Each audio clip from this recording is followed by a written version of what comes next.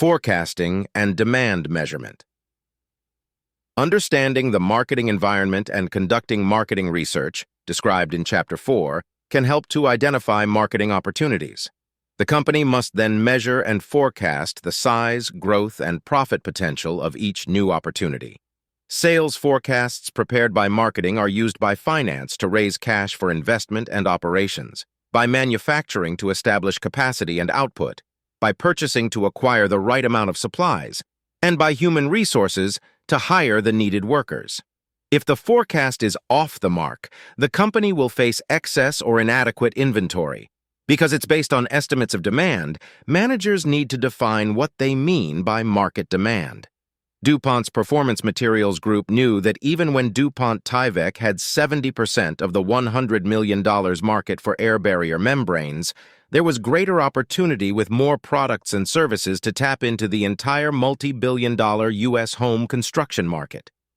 The measures of market demand companies can prepare as many as 90 different types of demand estimates for 6 different product levels, 5 space levels, and 3 time periods. Each serves a specific purpose. A company might forecast short-run demand to order raw materials, plan production, and borrow cash. It might forecast regional demand to decide whether to set up regional distribution. There are many productive ways to break down the market. The potential market is the set of consumers with a sufficient level of interest in a market offer. However, their interest is not enough to define a market unless they also have sufficient income and access to the product. The available market is the set of consumers who have interest, income, and access to a particular offer. The company or government may restrict sales to certain groups. A state might ban motorcycle sales to anyone under 21. Eligible adults constitute the qualified available market, the set of consumers who have interest, income, access, and qualifications for the market offer. The target market is the part of the qualified available market the company decides to pursue. The company might concentrate its marketing and distribution effort on the East Coast. The penetrated market is the set of consumers who are buying the company's product.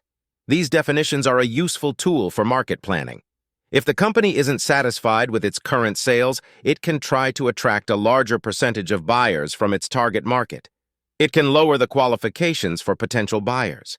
It can expand its available market by opening distribution elsewhere or lowering its price, or it can reposition itself in the minds of its customers.